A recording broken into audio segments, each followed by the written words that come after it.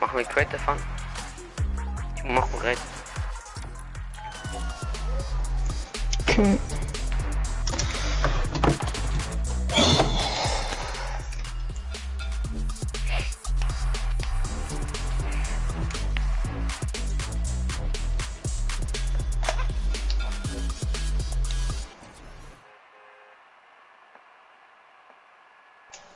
So, bin live. Okay.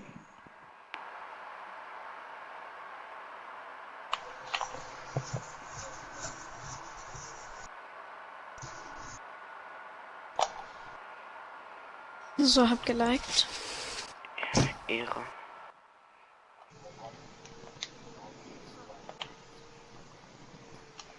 Vier Leute gucken zu. Ehre.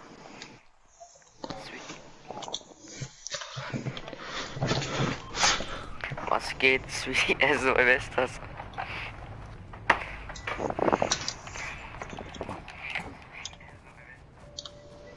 Komm, ich mach Kreativ. Was spielen wir? Ich mach, lass ein bisschen fighten, dann, keine Ahnung, ich habe einen neuen Death Run oder so.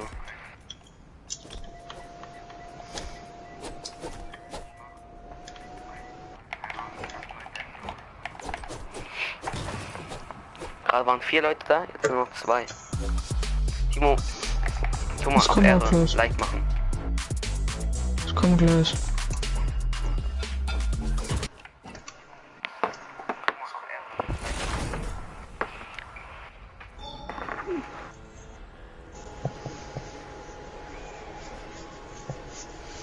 Mir wird nur just Chatting geschrieben, Alter.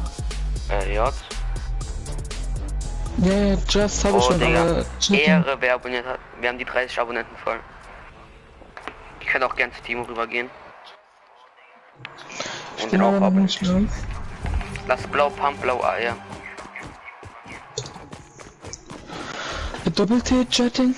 Chatting? Keine Ahnung. Sicher, sicher, Alter.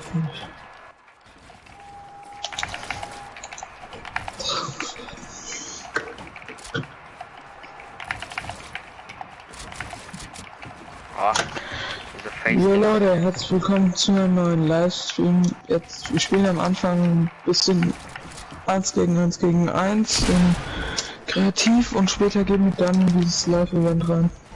Es baut nicht. Boah, mein Cousin ist auch am Start. Lass mal auf R ein Abo da und ein Like, Nico. Und später gucken wir noch das Live-Event. Ey, meine R2-Tasten, die spinnt voll. Guck mal, das schießt echt mal alleine, ich drück nichts. Warum? Die ist irgendwie verbuggt. Alles klar. Komplett verbuggt. Ab. Timo, warum ist er so? Er geht auf jeden Fall nicht, Timo. Jetzt mal Kommentar löschen. Ey. Ich hab schon einen Zuschauer. Könnt auch auf Twitch gehen. Ich kann euch den Namen gleich reinschreiben.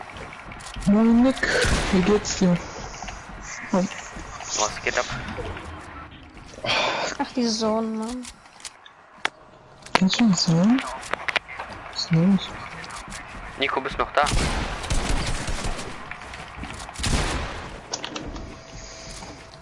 Sorry, wenn ich etwas beschissener baue oder verelme als normalerweise. Ich bin ziemlich müde.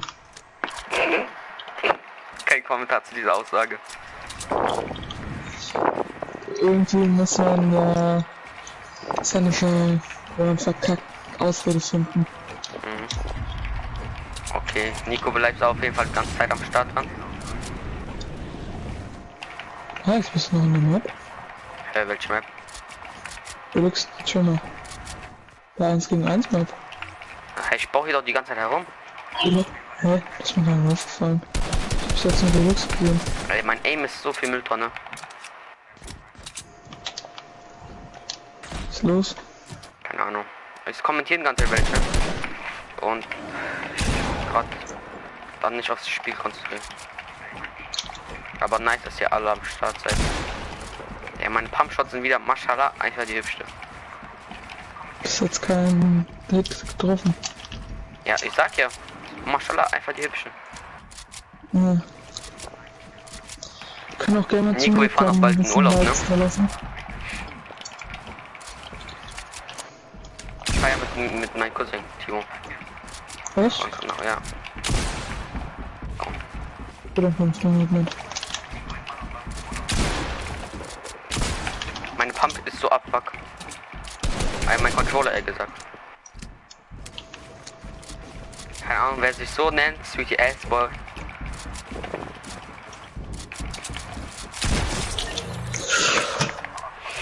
GG's. Super rüber, Alter. Und die 30 Abos voll. Ehre. Mach mal bei mir die 5 Abos wesentlich voll.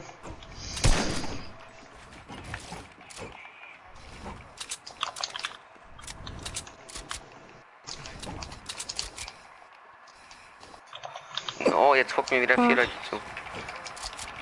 Und guckt einer zu und das bin ich selber. 7 Wenn Likes ich auf den das Chat Video. sehe. Drück mal auf R nochmal ein Like rein. Mir guckt auch noch einer zu.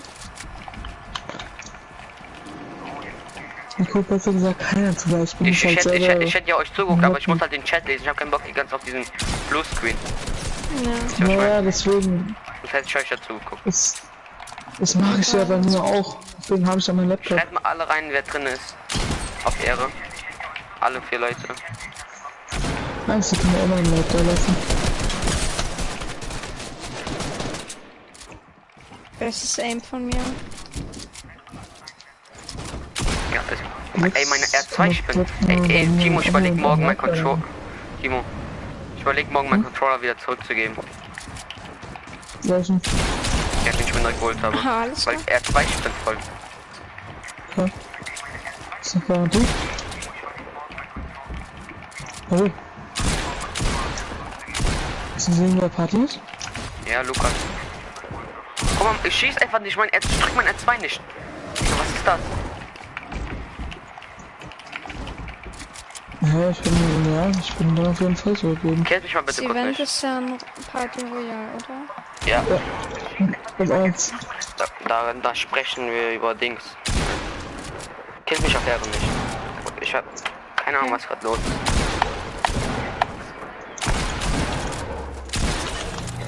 Ja, Alter. Timo, sie hat die Ehre genommen. Okay, wir geht's weiter. Timo, sie hat die Ehre genommen. Ich krieg Ja. Sorry, Timo, das ist so wild. Alex? Hä? Sie macht einfach durch alles durch. Ja, kannst ja Alles heißen, leer. ja, wie viel Staub. Wir gucken noch 3 Leute zu. Nur mein Cousin schreibt rein, dass er am Start ist. Mir Aber auf guckt jeden Fall einer Ehre, zu. Mann. Das ist bestimmt dein Cousin mit 3 Accounts. Ja, wahrscheinlich. Aber wäre Ehre, wenn er auch mal überall abonnieren könnte, ne?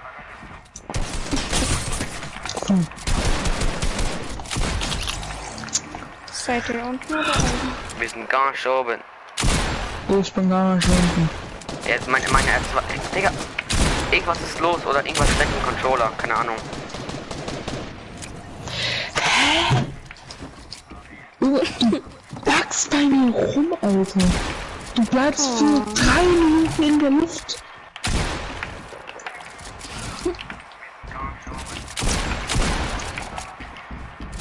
Ja, Soll und ich Deluxe macht bei aufhören mir zu aber auch nicht. pickaxen? Hast du ihn wieder gepickaxed? Ja, sie bleibt einfach bei mir. Sie springt Aber und wahrscheinlich bleibt 3 alles schlecht, Minuten in der Alter. Aber ich lade Lukas ein, eine Sekunde. Ja, ah, Mann, Alter. Soll ich aufhören, dich zu pickaxen? Mein R2 ist kaputt. Luft.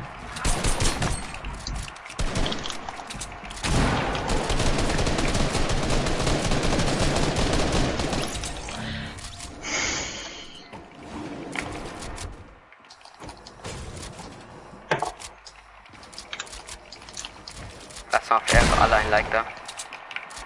Wollten wir Dennis noch zu mir rüberkommen? Wesentlich nicht abonniert. Arman ist in meinem Chat. Timo. Ah, Mann. Arman, ja, der hat Mir mir auch. gefällt. Ja, Mann.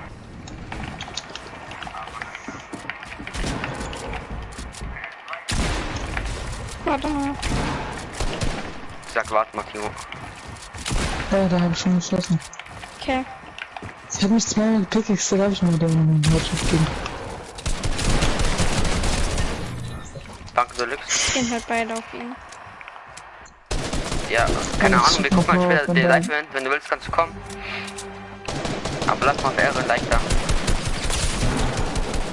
Junge, schick die mal doch zu mir, mach mal den Air-Move. Hallo? Was geht ab, Ich will mal Lukas? alleine mal im Chat gucken, Alter. Ja, dafür gibt's bei mir Content. Nein, Spaß. Ja, ich kann halt grad. L2, Gott. Ja, ich bin Mister, ich hab keine 30 Warum so gut? gemacht. Ja, Ehre mal auf jeden Fall. Ja, normal, warum so gut? Komm Ja, jetzt in lass den mal 247 Clan, aber um da. besseres Aim zu generieren. Da bin ich ja raus, Alter.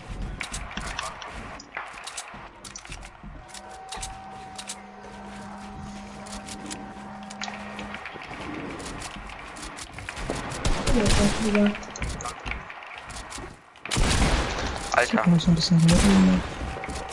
Deluxe, bist du am Laggen, ne? Ich hab nicht so. Oh mein Gott. Natürlich gebe ich Lukas 110, aber Clan du heißt? legst die ganze Zeit nur ab. Welcher Clan? 247 Clan, mein eigener Clan. Da sind schon 16 Leute jetzt drin.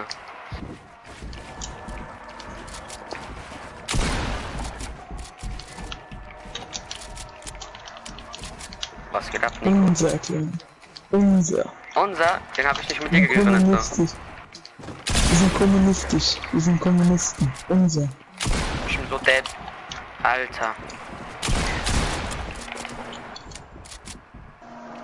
Ja, bin besser geworden. Jetzt tust du Dings, ne? Automatisch schießen hat bestimmt angemacht. Was fängt die an, wenn ich fahre Der gerade Lüge nur ist so so am. Warum machst du runter immer an so behinderte Situation? Ich hasse dich dafür. Immer gerade um 2 gegen 2. Ich hab 30 HP, Digga. Alles wird runtergeschossen. So, auf Ehrenhausbasis. Heute wird runtergeschossen. Gar kein Bock.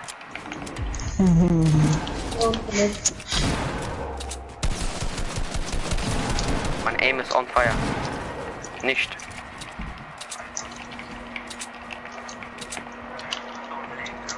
Morgen mit gar kein Bock. Heute Timo töten. Gar kein Bock. Okay, klar. Du Wichser. Ey, und Timo, du... Abfucker, ich schwör auf alles, Abfucker.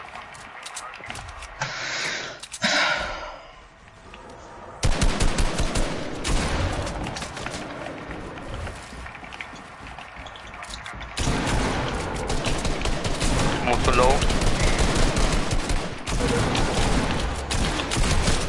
Drei Leute sind mir, ich hau ab. Ja, normal, Bruder, roter Punkt. Bei dir schon lilane Punkt. Und so ab und nein. Aber ich bin schlechter geworden, ich bin nicht mehr so gut wie damals. Du bist viel besser geworden. Nein, ich bin nicht besser geworden. Hätte ich damals weitergezockt und ich 100.000 gemacht, dann wäre ich besser. Oder was die Tipp-Viel, keine Ahnung was. Guck mal, es connectet einfach nicht, es connectet nicht. Ich glaube, hättest du wirklich keine Call of Duty Pause gemacht. Komm, Deluxe, hol ihn, der ist low. So gut. Ich hab ihn gelegt. Timo, was los bei dir? Wahnsinn, Alter. Nicht mehr lange. Ja. Ja, Digga, gegen dich. Einmal Controller-Player.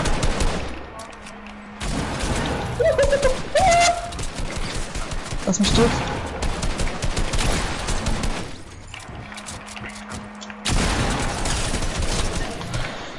Ein Panzer, Du wolltest das nicht, warum lässt das nicht? warum stream ich eigentlich für 0 Zuschauer, Weil Alter? Leute noch am Start. Wer ist noch am Start? Schreibt mir rein. 7 Likes schon wieder auf den Stream. Ich guck noch grad so viel. Ja? Mhm. Ehre.